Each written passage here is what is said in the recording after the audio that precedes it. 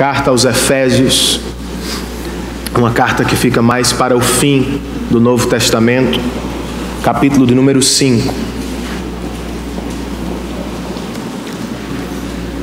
Eu estava em um velório meses atrás, quando do nada uma senhora bem idosa se aproximou de mim e disse: "Rapaz, sua esposa é simplesmente linda."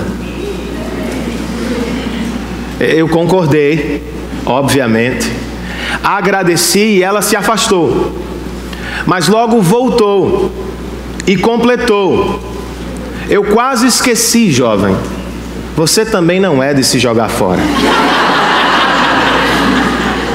Sério, irmãos. Eu gostei do que eu vi também, né? Mas depois me perguntei: como é que ela sabe? Como pode estar tão certa de sua opinião?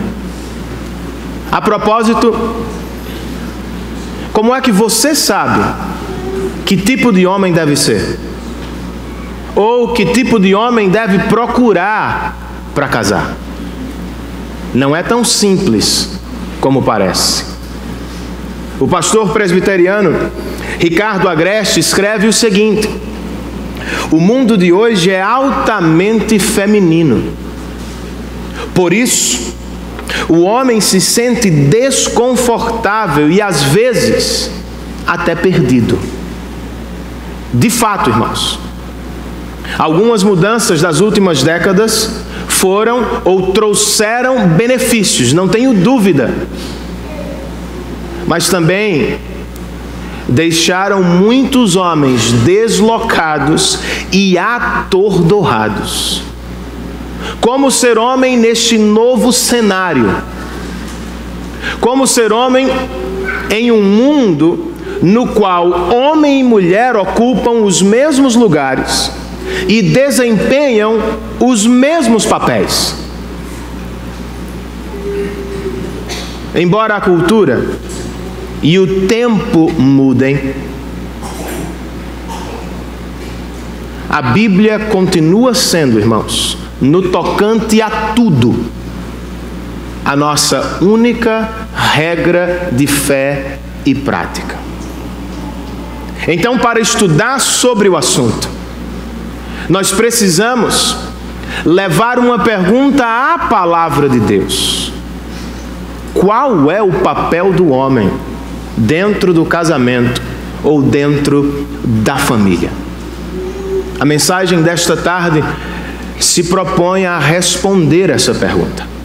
E para começar, eu quero ler com vocês apenas o verso de número 23 do capítulo 5 da carta aos Efésios.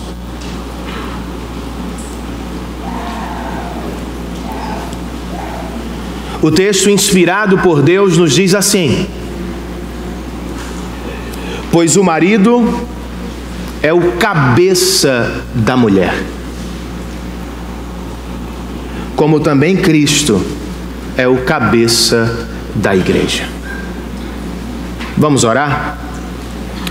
Senhor, eu quero te dar graças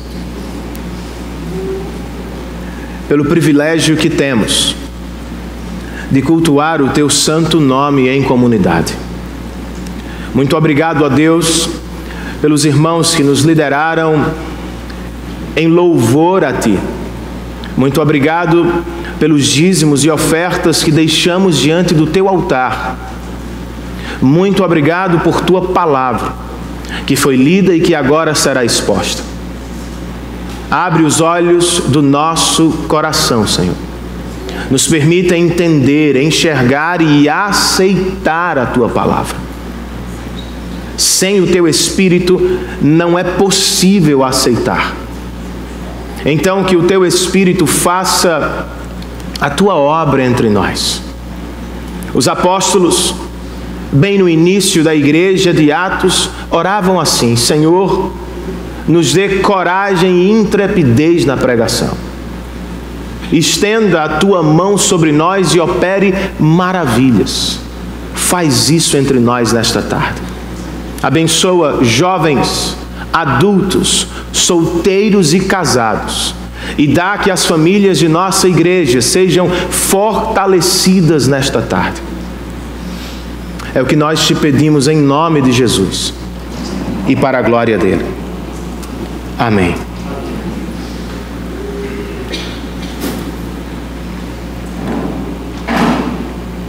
Falando acerca do papel do homem no casamento, o que fica claro a partir do texto que acabamos de ler é que ele, o homem, deve ser o cabeça da mulher. Isso significa, em outras palavras, que o homem foi feito para ser o líder de seu casamento, o líder de sua família. E é aqui que encontramos muita resistência feminina nos nossos dias. E sinceramente eu não culpo o movimento feminista dos anos 70 ou 80. Eu acho que a culpa é muito mais dos homens, que à época deram um retrato horrível às suas esposas do que era liderança masculina.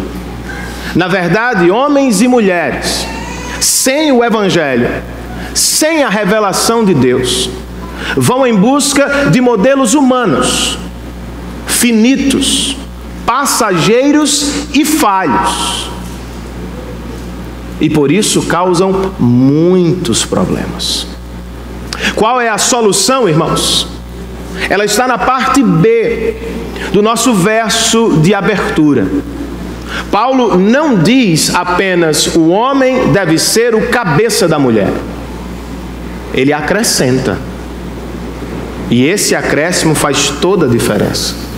O homem deve ser o cabeça da mulher, como Cristo é o cabeça da igreja. Deus não apenas nomeia o homem para a liderança, Ele arma a base da liderança em Cristo. Eu não devo ser líder ao meu jeito, como prefiro ou escolho. A liderança masculina na família é pautada na liderança de Cristo Jesus. Isto me faz dizer que nós fomos sim homens feitos para a liderança, mas esta é a liderança segundo a palavra de Deus. Como a explicamos nesta tarde? O que significa, à luz da palavra de Deus, ser homem de verdade? De acordo com os versos 25, 26 e 27 deste texto de Efésios, o homem deve ser um líder servidor. Para muitos homens, liderar é uma ação que está intimamente ligada à figura de um general do exército. Eles mandam e suas esposas obedecem, dão ordens e elas precisam segui-las prontamente, senão enfrentarão problemas. A liderança de Jesus é bem diferente. E por isso, chocou seus contemporâneos. Por exemplo, ele, sendo o Rei da Glória, se curvou e lavou os pés de seus discípulos, apontando-nos o caminho da liderança servidora. Em outra ocasião, ele ataca a liderança dos fariseus e religiosos e exorta seus discípulos, que serão os líderes da igreja. O maior entre vocês deve ser servo de todos. Não há outro general na igreja que não o nosso Deus. Homens e mulheres são apenas soldados rasos, servos do grande e poderoso general. É sobre isso que Paulo também está falando aos Efésios. Ele está sim falando aos maridos, mas isso ele faz a partir de Cristo, o nosso modelo de masculinidade. Verso 25, ele escreve: maridos, ame cada um a sua mulher. Outra vez, não como você prefere, não como você ouviu ali, como Cristo amou a igreja e entregou-se por ela. Eu quero fazer algumas observações sobre este verso. Primeira delas, a salvação não foi um projeto da igreja, foi um plano de Deus. Jesus não ficou esperando nos céus a igreja, ele tomou a iniciativa de encontrá-la para salvá-la. Outra observação: ele mudou o rumo ou o fluxo da liderança. De acordo com ele, líder não é aquele que manda e espera. Líder é aquele que toma a iniciativa e serve. Mas por que ele o fez? Porque deitou sua vida no Calvário para servir uma igreja que estava antes dele perdida. Nas palavras de Paulo, Cristo se entregou por amor. Contudo, não foi amor romântico, irmãos. Ele não estava ardendo de paixão por nós. Foi amor pactual. Foi amor de compromisso e aliança. Ele não foi à cruz porque éramos belos. Ele não morreu porque éramos especiais. Antes dele estávamos todos perdidos e sujos. Mas pela graça, ele nos amou. E ao morrer por nós, ele começou a nos tornar belos e maravilhosos aos olhos do Pai. Não é o que Paulo nos diz nos versos 26 e 27? De acordo com ele, Cristo amou a igreja e entregou-se por ela, verso 26, para santificá-la. Cristo amou a igreja e se entregou por ela, verso 27, para apresentá-la a si mesmo como igreja gloriosa. Eu achei bem interessante o comentário do pastor Ricardo Agreste sobre estes versos, fazendo uma aplicação ao casamento. Ele escreve: Jesus não é um garotão que investe todo o seu potencial na conquista da esposa, para depois relaxar completamente no casamento. Ele é mais parecido com o marido que, depois de conquistar sua esposa, vive todo o casamento para torná-la santa e bela aos olhos do Pai. É o que significa, irmãos, santificar ou tornar gloriosa. Era, por exemplo, o que acontecia com os objetos consagrados ao uso do templo no Antigo Testamento. Eles eram comuns, mas passavam pelo ritual da purificação. Depois do ritual, eles se tornavam especiais, eram separados para o uso espiritual. De acordo com Paulo, é o que Jesus está fazendo conosco. Por meio do sangue dele e através da santificação de seu Espírito, Cristo está nos fazendo cada vez mais belos e especiais aos olhos de Deus. Mas de acordo com Paulo, é o que maridos também devem fazer por suas esposas. Eles devem viver para torná-las santas e gloriosas aos olhos de Deus. Será que é assim que vivemos, irmãos? Somos, de verdade, líderes, servidores? Cumprimos nossa missão? Sinceramente, nem sempre. Por que não? Por causa do pecado. Ou somos negligentes, ou somos autoritários. Todos os outros perfis são desdobramentos destes dois. Eu explico. Ora, nos afastamos da liderança e deixamos na mão das nossas esposas todo o trabalho, toda a responsabilidade por nosso lar. Ora, queremos liderar por meio da força, do grito, do autoritarismo, o que geralmente produz abusos e medo no coração dos liderados. Qual é a alternativa, irmãos? É Cristo. Homens, com os olhos fitos no Salvador, sirvam suas esposas. Mulheres, com os olhos fitos em Cristo, busquem por esse padrão. Por onde começar?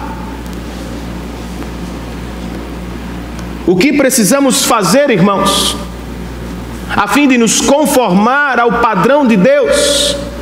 Precisamos dobrar os nossos joelhos.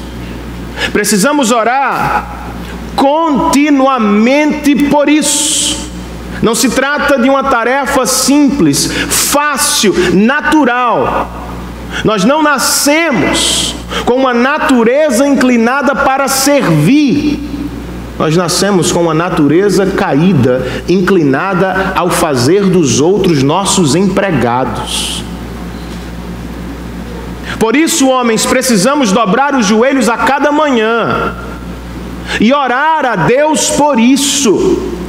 Senhor, no meu caso eu oro que eu morra para mim mesmo hoje e que eu viva para a Tua glória, vivendo para o bem da minha esposa e das minhas filhas.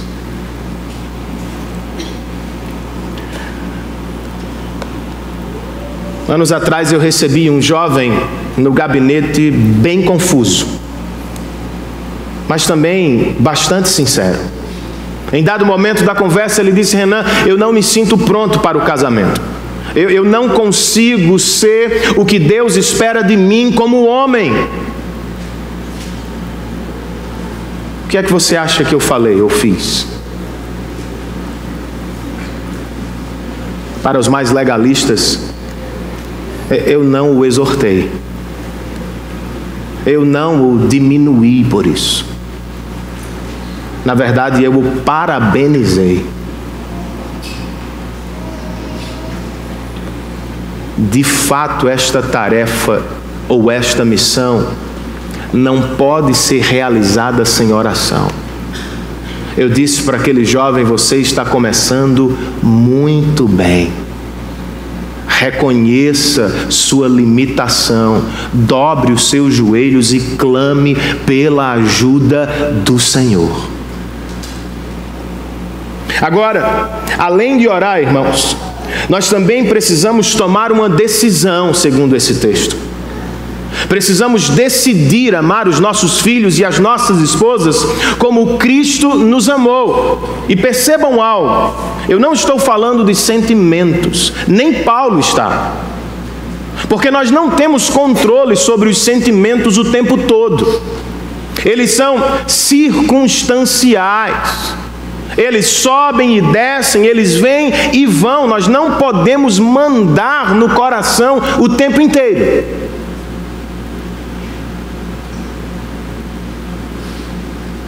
Mas podemos sim agir segundo o que prometemos a Deus e às nossas esposas.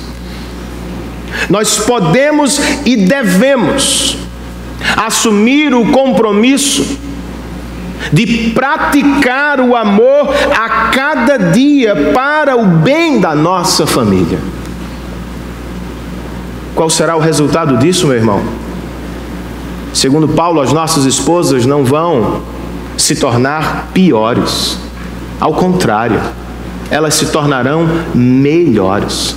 Se forem alvo do nosso amor sacrificial e servidor, as nossas esposas não vão ficar mais chatas ou mais feias. Elas vão ficar mais santas e mais gloriosas para o bem da nossa família. Não é o que queremos, homens?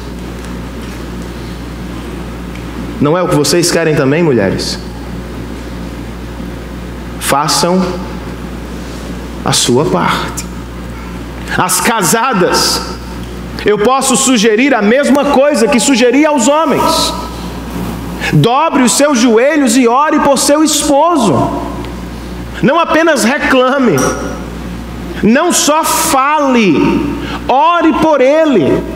Peça a Deus que do alto ele receba poder a fim de cumprir o seu papel em casa. E se quiser conversar sobre o assunto, faça-o.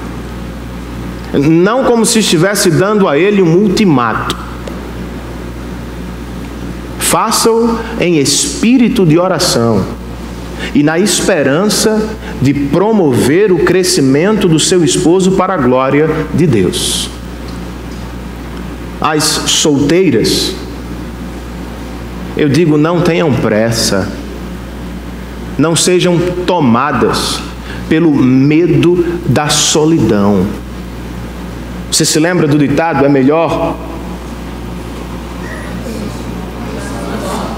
antes só, obrigado, gente, antes só do que mal acompanhado. Eu acho que é um ótimo conselho. Vocês não precisam de qualquer homem. Vocês precisam de um homem segundo os padrões de Cristo. Sendo assim, quando estiver procurando, busque por Cristo nele. E se você não enxergar Cristo nele, deixe-o ir. Pois você não precisa de um homem qualquer. Você precisa de um homem que demonstra as qualidades ou o modelo do Salvador Jesus Cristo. Posso ouvir um amém, irmãos? Amém. O que significa ser homem à luz da palavra de Deus, irmãos? Ainda de acordo com este texto, o homem deve ser um líder protetor. Ao nos dizer que Jesus se entregou pela igreja, Paulo está falando do que ele realizou na cruz. Jesus tomou o nosso lugar no Calvário. Ele assumiu os nossos pecados e recebeu nossa maldição. Isso é o âmago do Evangelho, ou da boa notícia de Deus para nós. Por causa dele, de sua morte vicária, de seu sangue derramado, eu e vocês fomos protegidos da ira vindoura que cairá sobre a terra. Quando Paulo então diz aos homens: amem como Cristo amou a igreja, o que está dizendo na prática é: sejam líderes protetores, custe o que custar. Fomos chamados para isso. Devemos ser líderes protetores. Como líderes protetores, é parte da nossa missão fazer provisão. É o que encontramos nos versos 28 e 29 deste mesmo capítulo. O apóstolo escreve da mesma forma: os maridos devem amar cada um a sua mulher como a seu próprio corpo. Quem ama sua mulher ama a si mesmo. Além do mais, ninguém jamais odiou o seu próprio corpo. Antes o alimenta e dele cuida. Como, irmãos? Como também Cristo faz com a igreja. Dos 2 versos, o que quero destacar são os verbos alimentar e cuidar. Eles são bem importantes. O primeiro, na maioria das vezes que aparece na Bíblia, significa fazer provisão para os filhos. O que Paulo está dizendo então é: os líderes, os homens, têm a responsabilidade de fazer a provisão do necessário para a sua casa. O segundo verbo, cuidar, aponta na mesma direção, só que ele é ainda mais afetuoso. Paulo usou o mesmo verbo em outro lugar, quando falou do cuidado que tinha com a igreja de Cristo. Ele escreveu aos Tessalonicenses assim: eu fui bondoso quando estive com vocês. E como uma mãe que cuida dos próprios filhos, eu cuidei de vocês. Não é apenas prover necessidades, é fazê-lo com carinho, com amor, com afeto. Trata-se de um cuidado carinhoso e atencioso. Acrescente aos 2 verbos a qualificação: façam isso como Cristo faz com a igreja. Outra vez, não é do nosso jeito, não é como bem entendemos, é à luz do modelo dele. Detalhe: Paulo emprega aqui o tempo presente. Ele não fala Cristo cuidou da igreja no Calvário, certamente ele o fez. Aqui ele nos diz: Cristo até agora cuida de sua igreja. O que ele espera dos homens? Que eles façam o mesmo. Não devem prover e cuidar uma vez aqui, outra ali. Não podem fazê-lo de vez em quando, como Cristo. Os homens devem cuidar e proteger sempre. A pergunta é: como fazemos isso na prática, irmãos? Comece pelo mais importante. Homens, nós somos responsáveis pela provisão espiritual da nossa família. Não é sua esposa, não são seus filhos. Com raríssimas exceções, as famílias que apresentam mulher ou filhos mais comprometidos com a espiritualidade do Evangelho, com raríssimas exceções, nós encontramos muitos problemas. Para prover alimento espiritual para a sua casa, meu irmão, você precisa ter alimento espiritual. Isso significa que o homem, mais do que a mulher, mais do que seus filhos, estudará a Bíblia com diligência, regularmente, com o objetivo de conhecer o alimento e de alcançá-lo, a fim de ter para dar. Depois, ele vai reunir a família para repartir. Não deixe isso nas mãos da sua esposa. Não exija isso dos seus filhos. Tome a iniciativa de separar um tempo, um espaço durante o dia para ler e orar com a sua casa. Na última mensagem nós vamos gastar um bom tempo falando sobre o culto doméstico. Mas por agora, irmãos, precisamos lembrar que isso é sério. E que isso cabe ao homem. Outra maneira de prover espiritualmente para a sua casa leve este dia a sério. Valorize-o, destaque-o dentre os outros. Ensine a sua família que este dia é o mais importante da semana. E não apenas com discurso, com prática. Prepare-se. Não negocie. Venha e traga-os ao culto público. Eu conversava com alguns jovens, acho que durante essa semana passada, sobre o assunto. E eu disse a eles na ocasião: olha, se eu ficasse em casa num domingo, eu não saberia o que fazer. Porque os meus pais, às vezes me levaram, às vezes me arrastaram à igreja durante todo o tempo em que eu vivi com eles. Sabe o que aconteceu, irmãos? Pela graça de Deus, quando eles me soltaram no casamento, eu só conhecia o mesmo caminho da igreja. Cumpriu-se o provérbio bíblico: ensina a criança no caminho em que ela deve andar, e quando crescer, não se desviará. Valorize este dia.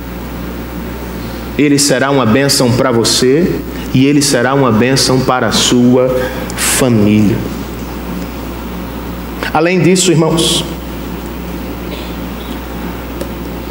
nós precisamos fazer provisão material. Esta é uma responsabilidade especial dos homens. Eu a chamo de especial porque, na verdade, desde a criação, homens e mulheres sempre trabalharam. Não temos essa opção, querida. Nós vamos trabalhar, e isso é antes da queda. A questão é se você vai trabalhar dentro ou fora de casa. Mas nós não temos a opção. Os dois, homem e mulher, trabalham. Agora, se alguém precisa se arriscar para colocar o pão na mesa, esse alguém é o homem e não a mulher. Um jovem me procurou com uma questão curiosa. Ele me disse: Renan, você sabe que eu sou casado, mas dependo de uma mesada dos meus familiares. Eu e minha esposa só estudamos. E o negócio está meio apertado, está curto. Então eu tive uma ideia. Eu disse: qual é a ideia, meu amigo? Ele disse: eu vou mandar minha esposa trabalhar. Eu ouvi, irmãos, todas as justificativas dele, morrendo de raiva, mas ouvi. Quando ele terminou, eu fiz duas perguntas. Meu irmão, foi isso que Cristo fez por você na cruz do Calvário?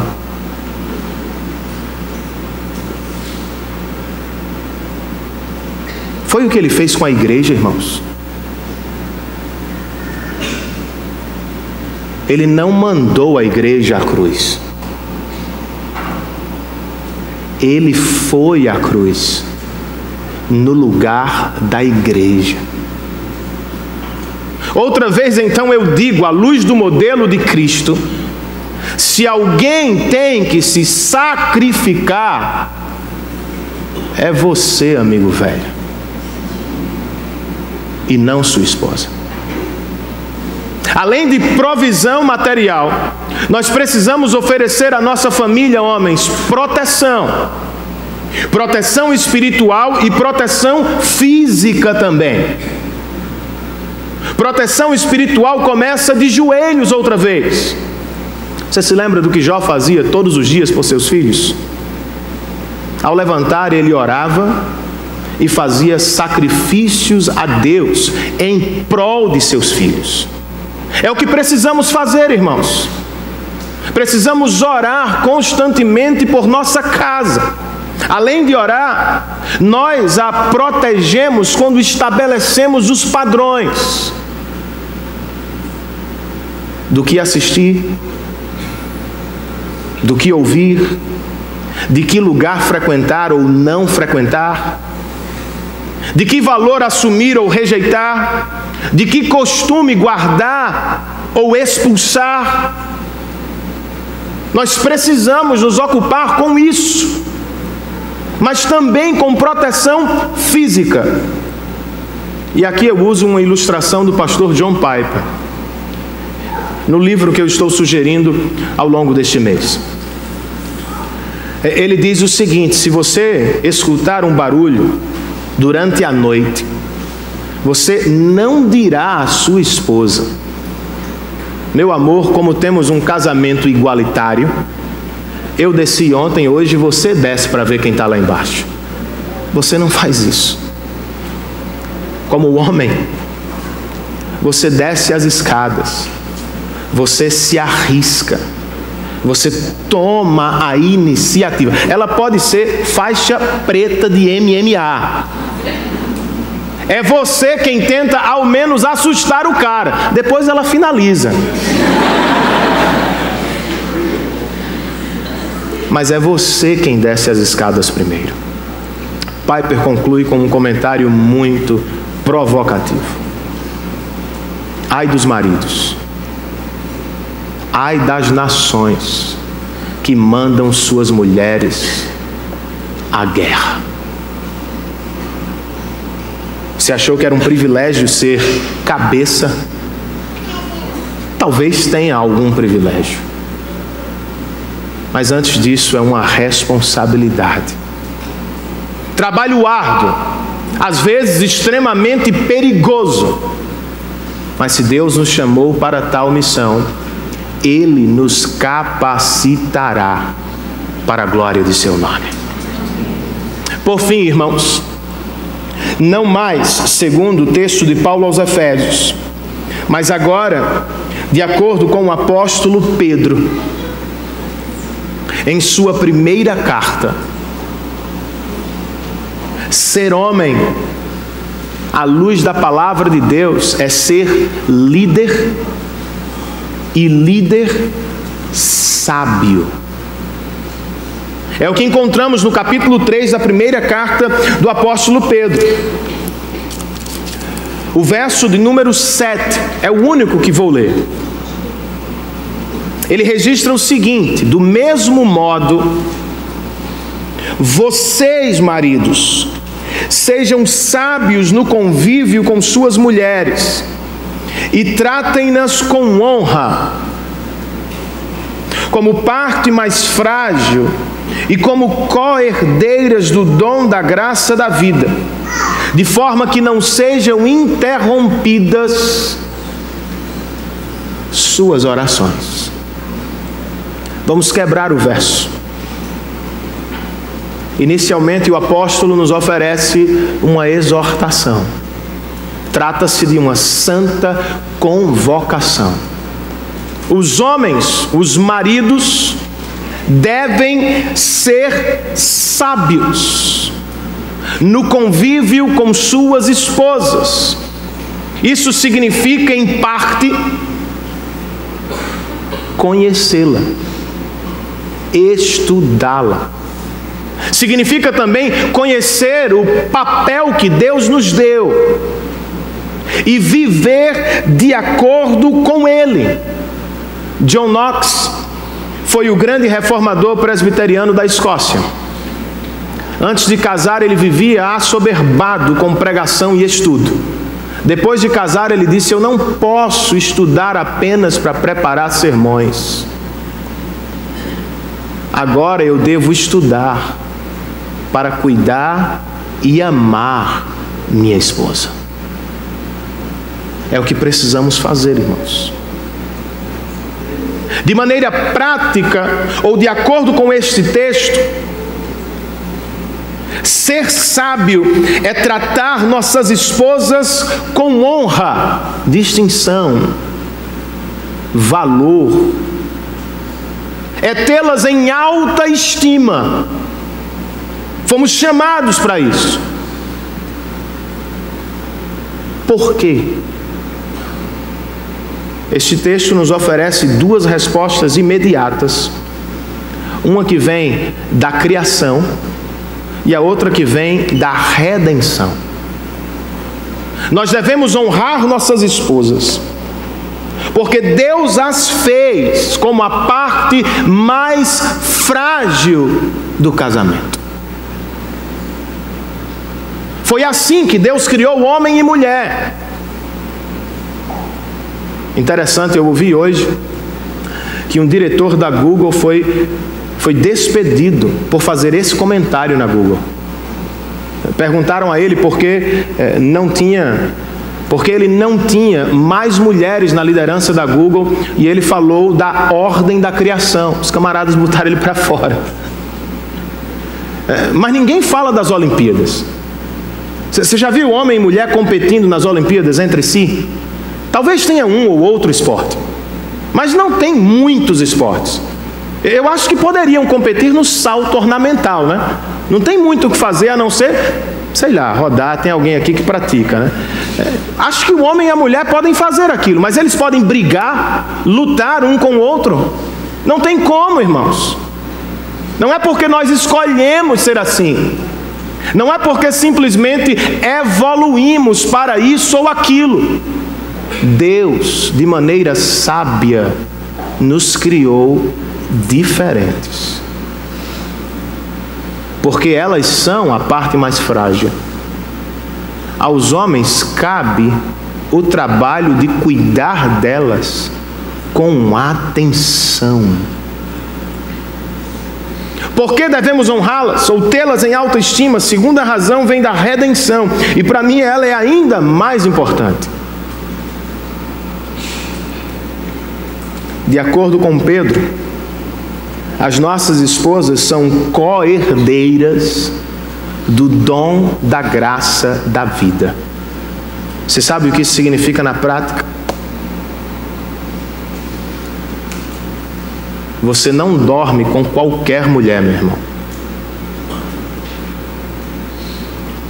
A sua esposa herdará o reino celestial de Cristo. Eu não vivo com uma mulher comum. Eu vivo com uma irmã em Cristo, que por causa dele é altamente valiosa aos olhos do Pai.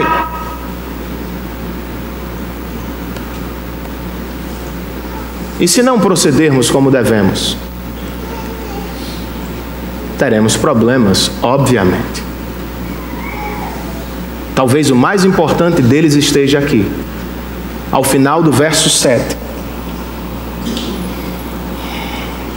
Façam tudo isso, escreve Pedro, de forma que não sejam interrompidas as suas orações. Os comentaristas não são unânimes quanto ao significado deste texto, então eu não vou me arriscar.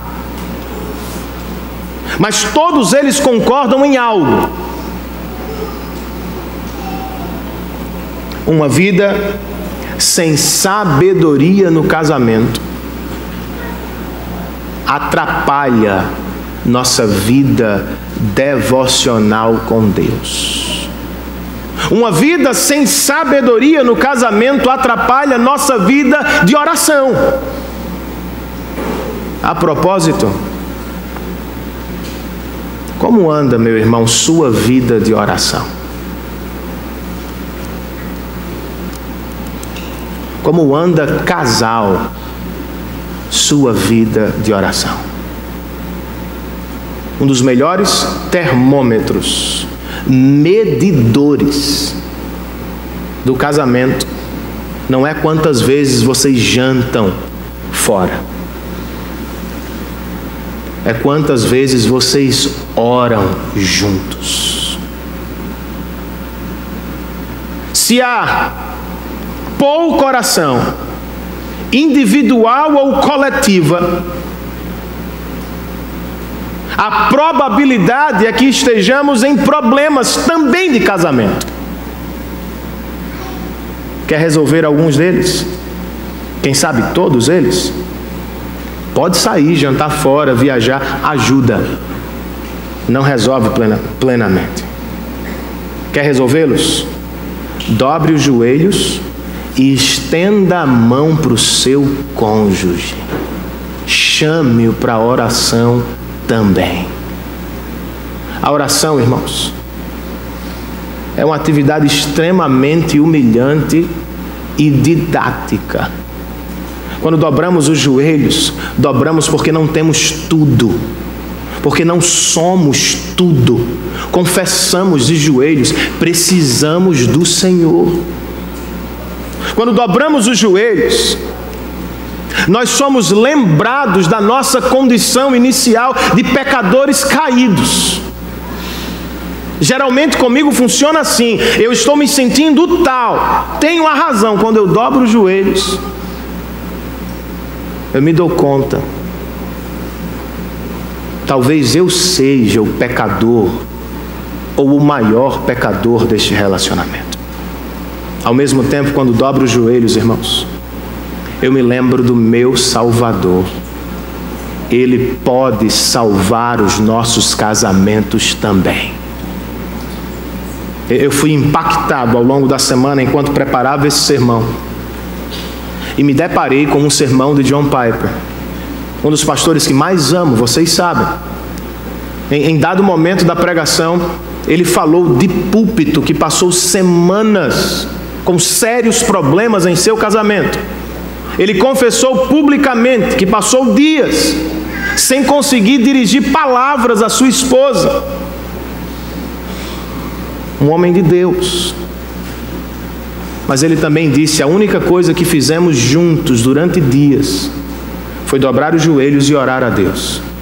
Eu pedia: Senhor, me faça como Tu queres. Minha esposa Noel fazia a mesma petição, que eu seja mulher como Tu queres. Faz isso. Os dois oravam para o louvor da Tua glória e para a alegria da nossa família. Sabe o que aconteceu? Deus restaurou o casamento deles. Eles devem estar hoje com algo em torno de 50 anos de casamento. Sabe o que aconteceria se você dobrasse os joelhos com seu esposo? Deus restauraria o seu casamento também. Além da oração, irmãos, de acordo com Pedro, nós precisamos de sabedoria. Sabedoria bíblica significa sim conhecimento ou informação, mas significa mais. Sabedoria bíblica implica ação, implica fazer, praticar o que sabemos. Precisamos investir, precisamos estudar para conhecer o nosso papel, para conhecer nossa esposa, a fim de tratá-las, nossas esposas, com a devida honra, com o valor próprio de uma filha de Deus. Para tanto, lembre-se de duas coisas. O Cristo que morreu por você, meu irmão, também morreu por sua esposa. Ela é igualmente valiosa aos olhos de Deus. Isso deveria nos dizer alguma coisa. Mais importante ainda, porque nossas esposas são herdeiras do reino, elas são filhas do Pai por causa de Cristo. E quando Ele voltar, nós, homens, teremos de prestar contas do que fizemos com elas e por elas. Se Deus fosse a sua casa, hoje, com quem você acha que Ele conversaria primeiro? Quando foi à casa de Adão e Eva, no jardim do Éden, Ele não chamou por Eva, chamou por Adão. Mas foi Eva quem primeiro comeu do fruto proibido. Foi Eva quem levou seu esposo a fazer a mesma coisa. Contudo, quando Deus os visitou, Deus não chamou por ela, Deus chamou por ele. Se Deus fosse a minha casa hoje, ainda que Sabrina abrisse a porta, Ele chamaria pelo meu nome. Eu acho que Ele diria: Sabrina, minha filha querida, boa noite. Onde está seu esposo? Eu tenho negócios para tratar com ele. Você estará pronto? Ou você estaria pronto hoje? Um dos nossos maiores problemas é que não vivemos constantemente sob a luz da eternidade. Não pensamos nas grandes glórias que nos esperam, mas também na prestação de conta que vamos fazer. Por isso mesmo Pedro, em sua segunda carta, nos aconselha assim: o Senhor, ou o dia do Senhor virá como ladrão. Os céus vão desaparecer com um grande estrondo, e os elementos serão desfeitos pelo calor, e a terra e tudo o que nela há será desnudada, visto que tudo será assim desfeito, ou seja, a luz da eternidade. Que tipo de pessoa é necessário que vocês sejam hoje? Ele responde: vivam de maneira santa e piedosa, esperando o dia do Senhor e apressando sua vinda. Homens, é assim que devemos viver, de maneira santa e piedosa, sabendo que em breve seremos chamados para prestar conta dos herdeiros de Deus, que nos foram confiados na terra temporariamente. O que é que você me diz, meu irmão? Vai conseguir dormir hoje?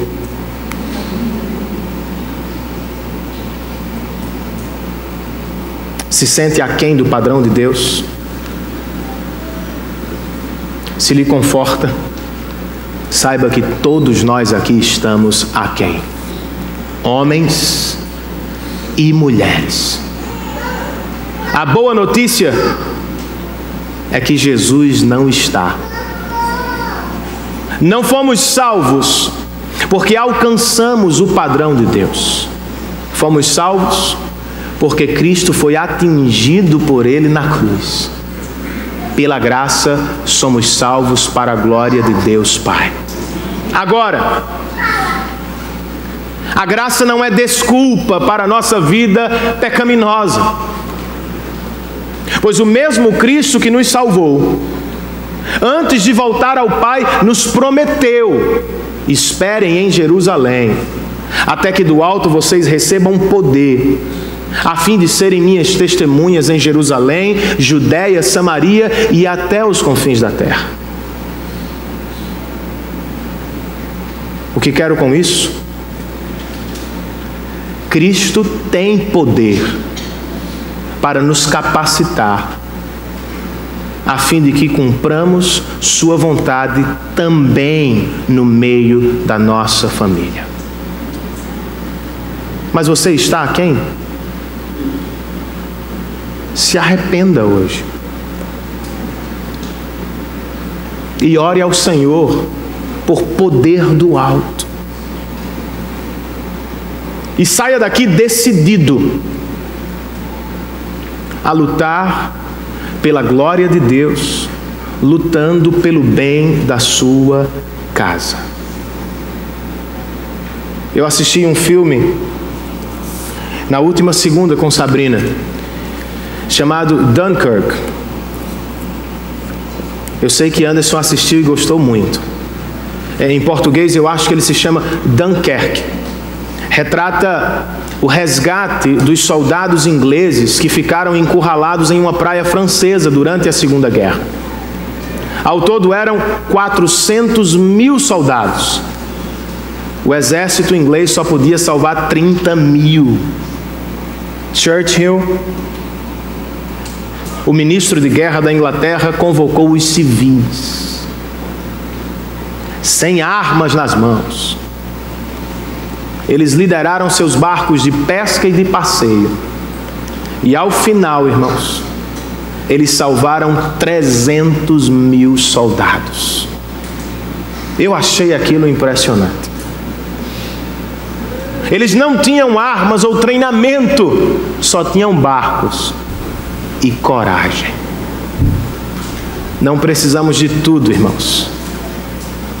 Precisamos de Deus e de coragem para cumprir sua vontade. Volte para casa hoje decidido a servir sua esposa e seus filhos, a liderá-los com proteção e sabedoria, certo de que Deus lhe dará o que você precisa para cumprir essa missão. Se assim procedermos, irmãos, como ouviremos semana que vem, nossas mulheres não terão dificuldade com a submissão. Na verdade, elas alegremente se jogarão aos nossos braços e confiarão em nossa liderança, se e apenas se, primeiro, vivermos como Cristo viveu por nós, de maneira sacrificial.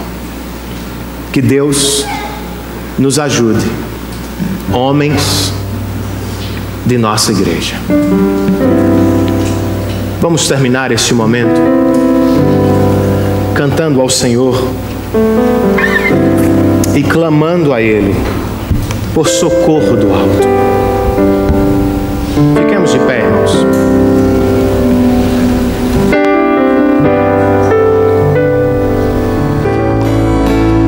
Senhor, nós confessamos que sem Ti nada podemos fazer,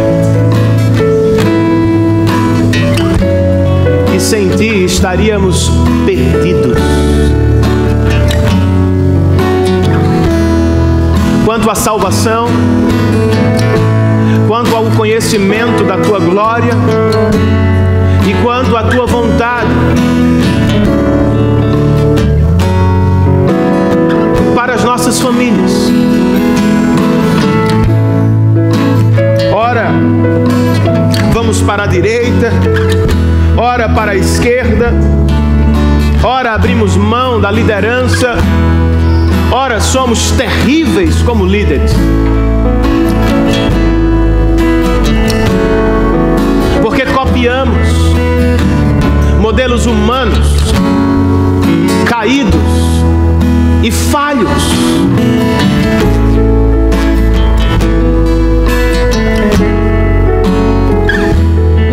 Por Tua misericórdia, Senhor, e para o louvor do Teu nome, nos dá entendimento bíblico sobre o nosso papel como homens, que assumamos o nosso posto, não como este ou aquele modelo, mas como o que encontramos em Cristo, o nosso líder servidor, líder protetor, líder sábio. Ó Senhor,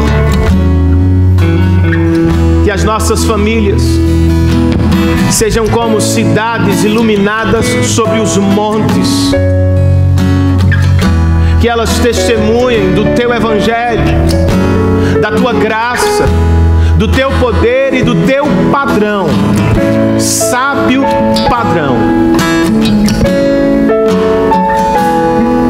Perdoa-nos por nossos pecados e ajuda-nos a viver segundo a Tua vontade. Que os homens sigam o Teu exemplo, que as mulheres esperem por esse modelo, e que todos nós sujeitemo-nos uns aos outros, e todos os cristãos a Ti, com cumpre em nós a tua vontade, Senhor. É o que nós te pedimos neste dia do Senhor, neste dia dos pais. Restaura casamentos, desperta os homens que dormem e abençoa as nossas famílias. Que a tua palavra seja o nosso alimento, que o teu Espírito seja o nosso poder, e que em tudo o teu nome seja glorificado, Jesus. É assim que nós oramos, em teu nome, para a tua glória. Que o amor de Deus, nosso Pai, a graça salvadora e restauradora de Cristo Jesus, o nosso Senhor, a comunhão, o poder, a presença e o cuidado do Santo Espírito de Deus estejam sobre todos nós. E todos nós dizemos em uma só voz: amém e amém. Que Deus nos abençoe, queridos. Vivamos uma semana sob a influência da palavra de Deus.